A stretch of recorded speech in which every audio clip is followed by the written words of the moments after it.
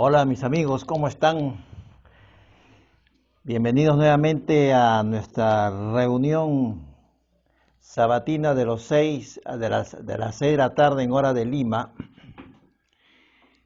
En esta oportunidad nos convoca un tema pequeño en cuanto a un distintivo de parte del alfabeto hebreo, y que Yeshua nos hizo mención en que ni una sola tilde pasará. Y vamos a ver a través del mensaje de hoy de cómo esa afirmación, que ni una tilde pasará, se cumplió y se cumplirá en los pasajes que vamos a conocer. Como Keilah, nos estamos preparando como asamblea, como congregación, nos estamos preparando para los días finales. Tengamos siempre bien presente, como afirma las Santas Escrituras, que ninguna persona en pecado podrá estar al frente de Elohim. Una persona en esa condición moriría sin dilación alguna.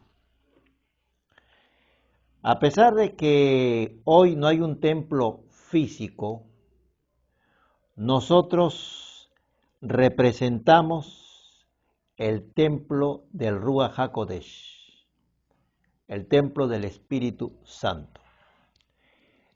No anula, por tanto, el hecho de que no exista un templo físico como fue en el templo de Salomón. No anula, como dije, la verdad escritural de que somos los hijos de Abba Padre, templos del Ruach HaKodesh. Está agendada también, por otro lado, la verdad de que un día estaremos con Yeshua en el milenio como pueblo de Israel, reinando desde el templo. Hoy somos un Mishkan, un templo movible. En relación al tema, ni una tilde pasará, ¿dónde está esa expresión? Lo encontramos en Mateo 5, en los versos 17 al 18. No crean, fíjese esta expresión, que es de aplicación para el día presente. No crean ustedes que yo he venido a suprimir la ley o los profetas. Generalmente hay una tendencia en el mundo por parte de algunos que dicen que la ley fue abolida. Por tanto, si dicen que la ley fue abolida, entonces deberían decir completo también, los profetas fueron abolidos. Porque Jesús está diciendo, yo no he venido a suprimir ni ley ni profetas. Entonces no puede haber ahí una distorsión, una bifurcación. Si nosotros tomamos algo como verdad, hay que tomarlo en todas sus consecuencias. Yo creo, porque fiel es el que ha dicho, en el sentido de que no ha venido a suprimir, no ha venido a anular, no ha venido a poner fin a la ley ni a los profetas. Por deducción, aquel que diga que la ley fue abolida, entonces tendrá que afirmar, porque está en el mismo renglón, que los profetas fueron abolidos. Y creo que ahí va a notar la incoherencia de ese propósito. Entonces, sigamos leyendo. No crean ustedes que yo he venido a suprimir la ley o los profetas. No he venido a ponerles fin. Está clarito. No he venido a ponerles fin, sino a darles su pleno valor, es decir, su pleno entendimiento, lo que ello representa, la esencia de la misma ley, el verdadero sentido espiritual que subyace en ella. Eso es lo que está diciendo el Mesías. Pues les aseguro que mientras existan cielo y la tierra, no se le quitará a la ley ni un punto, ni una letra, esta es la letra más pequeña, hasta que todo llegue a su cumplimiento. Pregunto, ¿el cielo y la tierra ha dejado de ser? No. Quien tenga dudas, que se asome por la ventana en este instante, va a ver el cielo y va a ver la tierra. Si no ha dejado de ser, entonces se aplica lo siguiente, que no se le quitará a la ley ni un punto, ni una letra, mientras cielo y tierra exista. Y acá está la tierra, estoy pisando, existe, y el cielo.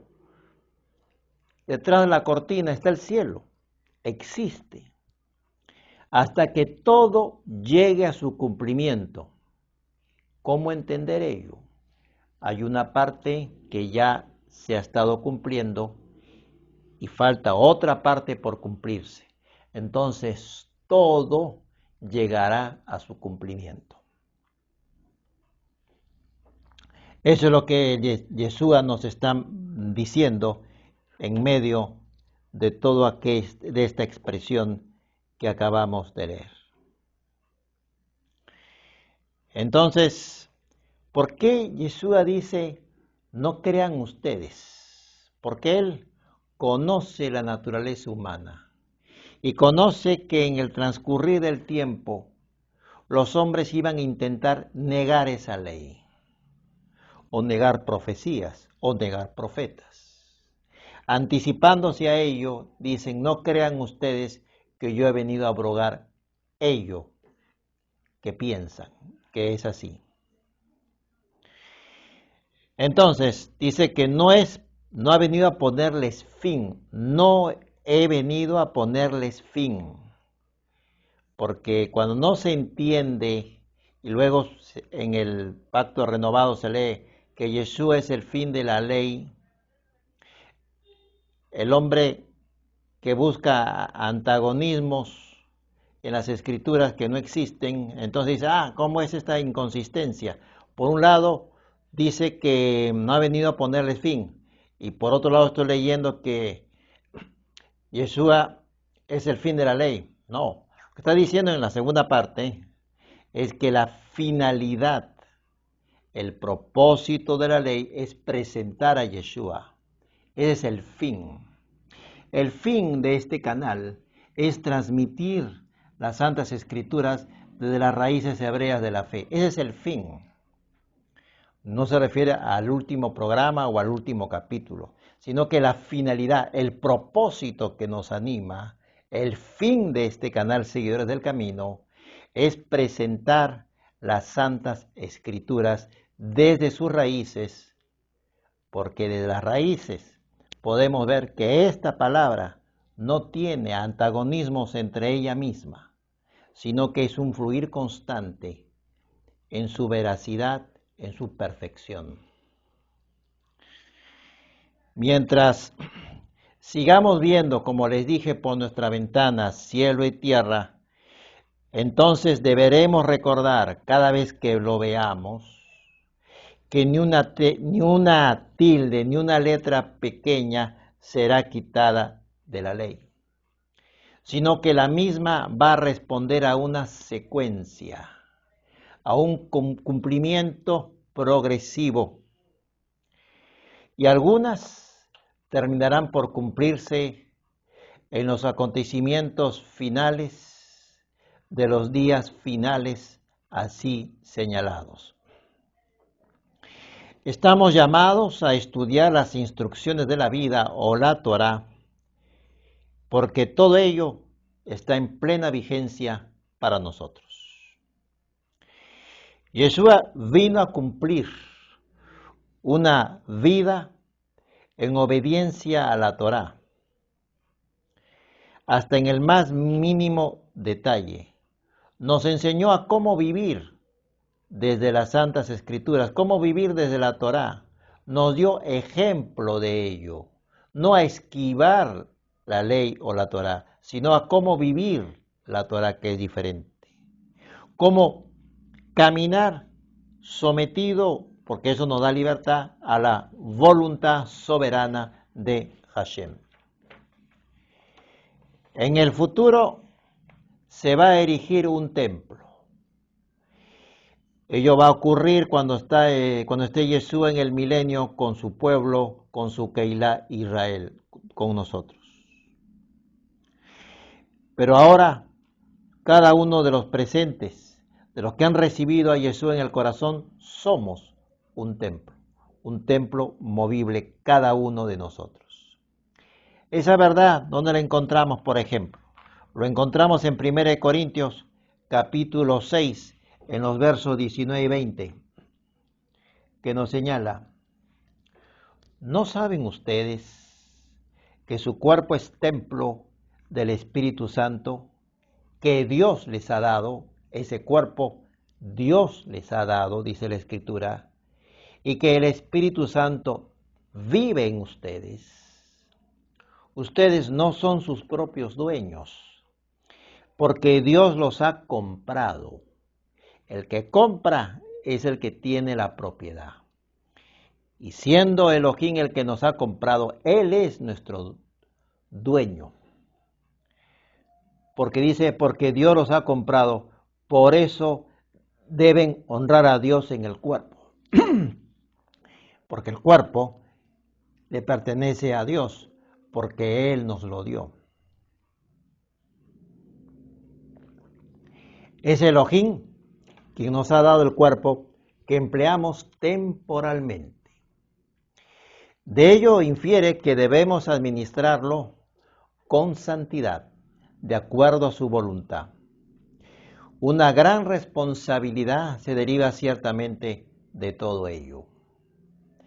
Tengamos en cuenta la preciosa verdad que el Ruach HaKodesh, el Espíritu Santo, vive en nosotros.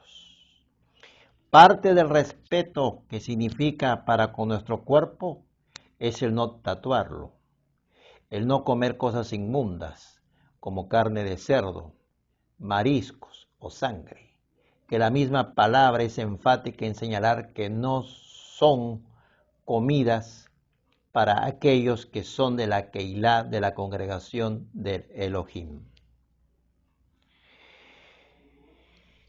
Asimismo, ¿qué cosa ocurría dentro del templo físico?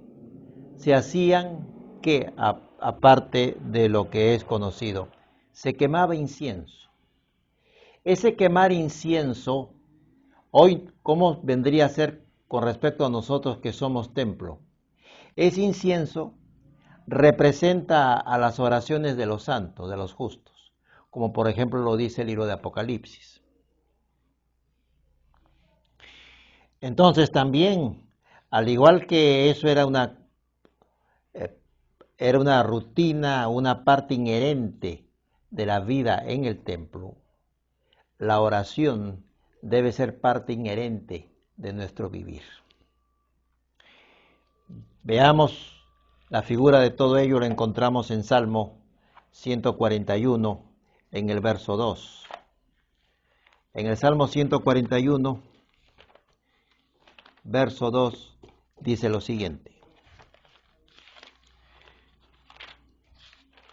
Fíjese: sean mi oración como incienso en tu presencia, y mis manos levantadas como ofrenda de la tarde.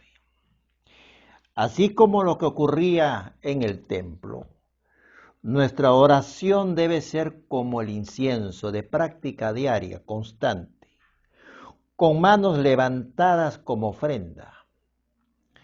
Todo ello habla de rendimiento, de estar bajo su voluntad. Debemos entregarnos en nuestro vivir, en nuestro caminar, como la ofrenda voluntaria de la tarde. Somos un sacrificio vivo para nuestro Padre Celestial. Vayamos a Isaías 53, en el verso 10 con respecto al Mesías, al siervo sufriente, como es conocido ese capítulo. Y dice en Isaías 53:10, el Señor quiso oprimirlo con el sufrimiento, y puesto que Él se entregó en sacrificio por el pecado, tendrá larga vida y llegará a ver a sus descendientes. Por medio de Él tendrán éxito los planes del Señor. Todo ello nos hace recordar acerca del padecimiento de Yeshua en Nazaret cuando estuvo en este mundo. Y especialmente viene a nosotros la figura de la escena en el huerto del Getsemaní, donde Él se ve que está dispuesto a dar su vida por nosotros, tal como fue profetizado. No había ningún conflicto ahí. Solicitó que se pasaran 3 de las 4 copas del Pesaj, es decir, la copa de juicio, la copa de santificación y la copa de redención, porque la última, la copa de alabanza, la va a tomar con nosotros, sus discípulos, en las bodas del Cordero. Pero él no quería estar en esa situación en el Getsemaní, sintiendo ese quebrantamiento en el alma. No porque dudase con relación a lo que iba a acontecer después, o porque tuviese miedo en lo humano, pues para eso vino.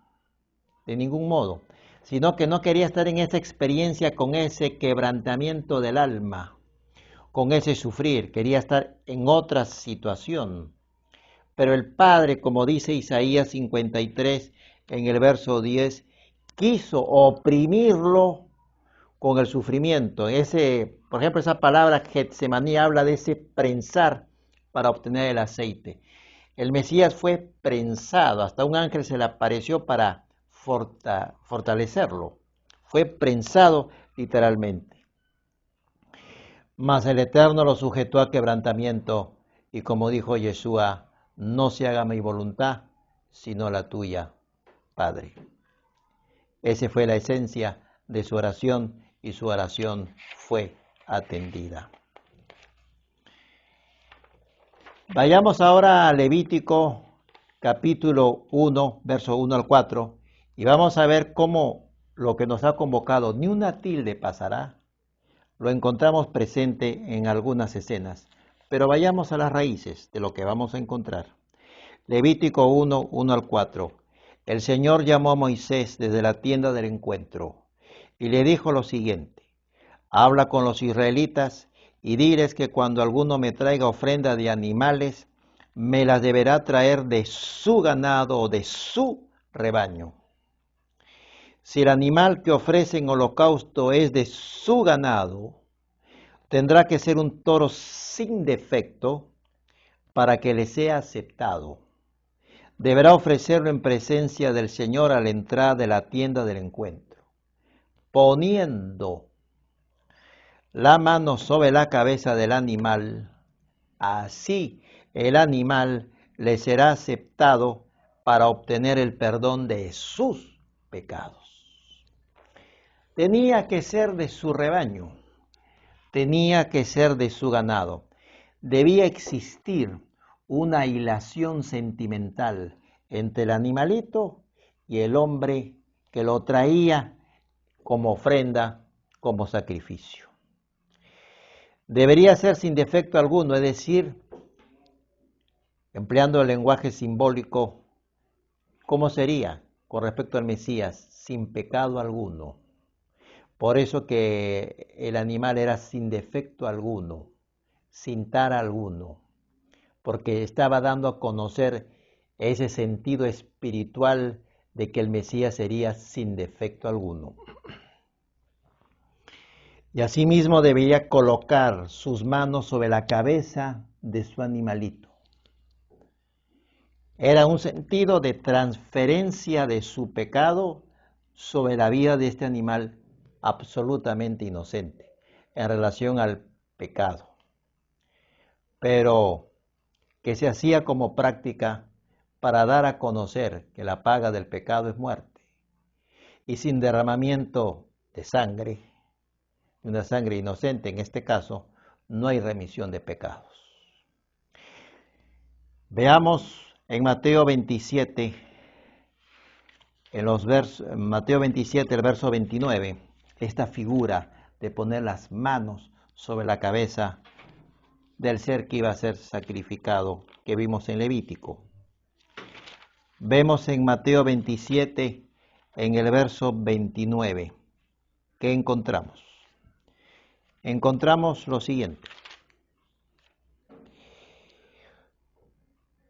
Y le pusieron en la cabeza una corona tejida de espinas y una vara en la mano derecha. Ese colocar esa corona de espinas sobre la cabeza representa ese colocar de manos sobre la cabeza del animalito que vimos en Levítico. Habla entonces recogiendo la figura de una transferencia del pecado de la humanidad hacia Yeshua. Recordemos, ni una tilde pasará. Cada escena del Mesías está en concordancia a la Torá, a lo que fue establecido que así fuese. Y Yeshua la cumplió en su integridad, en lo tocante a su venida, porque hay otras que seguirán cumpliéndose en los días finales.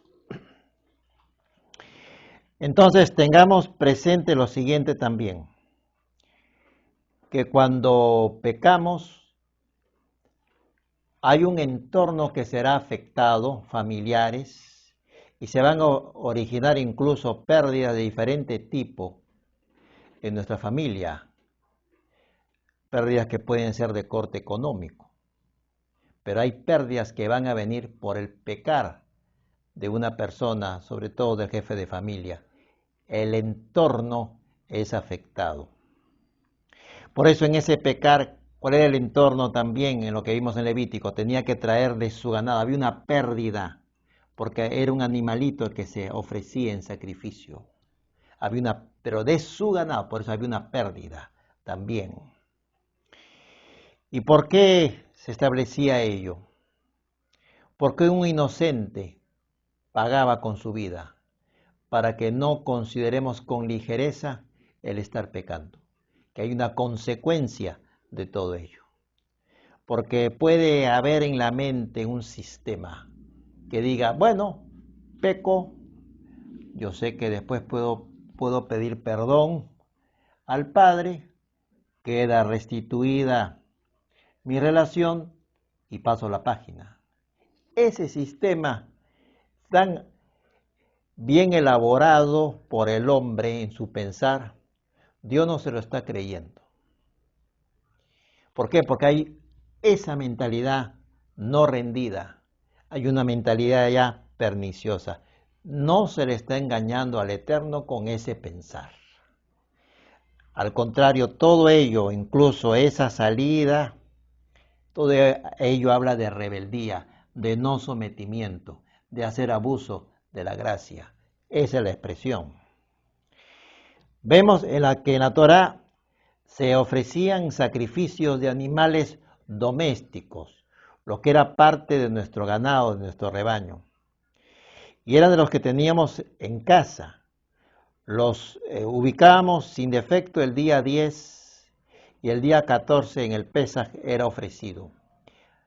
Y durante esos días se ha alimentado el animalito, se le ha protegido, se le ha querido, para que siente ese pesar cuando el animal es ofrecido en sacrificio. ¿Con qué idea?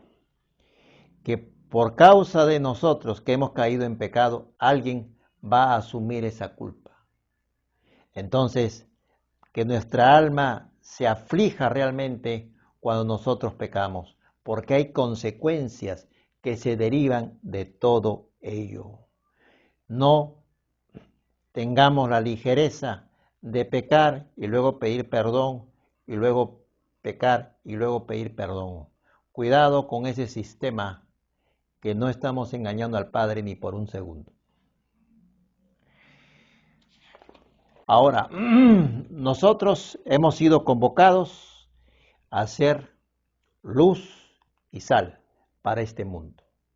Así como la presencia de la sal cambia el sabor de los alimentos y sin embargo los alimentos no cambian al sabor de la sal, así nosotros tenemos que ser personas que no alteran, que no se alteran en su sabor respecto a la responsabilidad que tenemos para con el reino del Padre de salar este mundo, ahí donde hace falta. Ese es nuestro llamado. Por eso que dice la palabra, no te conviertas tú a ellos, sino ellos se conviertan a ti. Sé cabeza, no cola. No tiene nada que ver con cuestiones económicas que por ahí se han popularizado. Ese ser cabeza significa a que tú seas quien sea digno de imitar, al que es digno de ser imitado. En ese sentido, y no seas cola, no sigas a otro en su desatino espiritual, sino seas tú cabeza para que otros te sigan en lo correcto. Ese es el sentido de lo que está hablando las Escrituras. En lo regulado en Levítico, si la ofrenda era debido por el pecado de un sacerdote, se ofrecía un animal mayor. Si la ofrenda correspondía a una persona que no era sacerdote, la ofrenda o lo que se daba en holocausto era menor. Y si era pecado del pueblo, la ofrenda era la misma que la que se pedía con respecto al sacerdote. ¿De qué nos está hablando ello? Nos está hablando que el sacerdote representaba al pueblo. También está hablando de que tengamos mucho cuidado en el enseñar las Escrituras livianamente, ligeramente, porque los que enseñan serán juzgados con mayor severidad. Digamos las cosas como son, tal como está escrito. Y el que enseña debe estar rendido a esta palabra escrita, sin importar lo que puedan pensar las graderías, los intereses particulares o los intereses organizacionales de larga data. Solo va a responder ante Yeshua de Nazaret y tiene que ser transparente en lo que enseña y ser animado por ese santo temor para con el Eterno, de decir las cosas como son, como las que están escritas. Y todo aquello que no esté conforme a esta palabra debe ser retirado de su vida y retirado de lo que enseña. Porque nosotros nos debemos a este escrito está, a esta palabra, no a doctrinas de hombres ni a palabras de hombres, sino a lo que el Padre está haciendo en estos días finales, que son días de restauración y no son días de avivamiento, sino de restauración, de ese volver a esas sendas antiguas, de volver al legado, de volver a lo original. Es lo que estamos viendo por todas partes conforme a lo que fue profetizado. Ahora, una vez puesto estos cimientos que hemos hablado, como encontramos en la Biblia, tenemos que ser y seguir siendo, como les dije, esa luz y esa sal. Mire, siguiendo con el Levítico, si el sacrificio u ofrenda era en relación al pecado de un individuo, se ofrecía, como les dije, algo menor que por el pecado del sacerdote. Y era ofrecido un cabrito sin defecto. Veamos algunos pasajes. En Levítico 4:3, ¿qué es lo que nos dice? Dice la palabra, si el que peca es el sacerdote principal, haciendo así recaer la culpa sobre el pueblo, ese pecado del sacerdote principal hacía que la culpa caiga sobre todo el pueblo. Deberá ofrecer al Señor un becerro sin defecto como sacrificio por el pecado cometido. Entonces vemos que la culpa afectaba a su entorno, afectaba a todo el pueblo. Como ese pasaje conocido de Malaquías, que por el pecar de los sacerdotes hacía que la culpa se expandiese hacia todo el pueblo. Sigamos en Levítico 4, ahora en los versos 13, 14 y 15, respecto a estas regulaciones de sacrificios. Verso 13. Si toda la comunidad israelita hace algo malo sin quererlo, y ninguno de ellos se da cuenta de que su acción está en contra de los mandamientos del Señor y que así se han hecho culpables, en cuanto se sepa el pecado que han cometido, deberán ofrecer todos juntos un becerro como sacrificio por el pecado. Lo llevarán ante la tienda del encuentro, en donde los ancianos de la comunidad pondrán sus manos. ¿Quiénes? Los ancianos pondrán sus manos sobre la cabeza del becerro ante el Señor, y allí mismo lo degollarán. Hay muchas cosas que antes, sin conocer la Torá, ignorábamos que eran pecados, como por ejemplo el no guardar el Shabbat,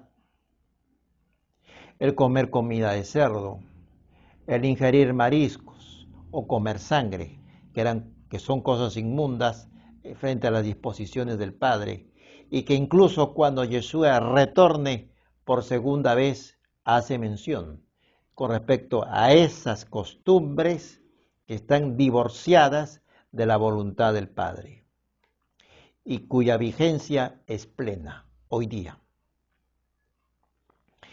¿Por qué no conocíamos esos pecados? ¿O por qué no sabíamos que eso era pecado? Porque en algún momento nuestros antepasados hicieron un corte con la Torá. Y las generaciones venideras les pareció extraño, incluso la palabra Torá les resulta extraña. Y dejaron a un lado aquello del cual nuestros primeros padres bebieron y se gentilizaron adquiriendo costumbres e ideas de hombres y religiones de ellos mismos. Esa presencia en la ofrenda por el pecado del pueblo también lo vemos en el caso de Yeshua de Nazaret. Miremos el siguiente pasaje en Mateo 26, en el verso 57, que paso a leer. Dice: los que habían arrestado a Jesús lo llevaron a la casa de Caifás, el sumo sacerdote, como leímos en Levítico, donde los maestros de la ley y los ancianos estaban reunidos. Tal como vimos en Levítico, cuando el holocausto era en razón del pueblo, los ancianos tenían que estar presentes y colocaban sus cabezas sobre aquel animalito que iba a ser ofrecido en sacrificio. Lo mismo se aprecia en el caso de Yeshua de Nazaret, que cayó bajo las manos de los ancianos, mientras Caifás era el sumo sacerdote. Fíjese también en Mateo 27:1, capítulo siguiente. Cuando amaneció, todos los jefes de los sacerdotes y los ancianos de los judíos se pusieron de acuerdo en un plan para matar a Jesús. Vemos que los ancianos elaboraron un plan para matar al Mesías y atado se lo llevaron a Pilatos. Esta ofrenda, donde participaban los ancianos, se llamaba esta ofrenda el Korban Hatat. El término de ofrenda se relaciona con la idea de acercarse a Elohim. En el caso del pacto original, mal llamado Antiguo Testamento, un animal era ofrecido en lugar nuestro. Era un tomar de lo físico para santificarlo, en este caso por la expiación de una culpa. Un inocente expiaba la falta de uno que había cometido pecado. El Corban Hatat es una ofrenda por el pecado. Se realizaba, como les dije, para poder expiar la culpa de aquel que mediante la acción cometió esa falta o incurrió en ese pecar. Otra fase del Mesías lo ubicamos en el siguiente pasaje y que siempre guarda relación, ni una tilde pasará. Vayamos finalmente a Levítico capítulo 5 en el verso 1.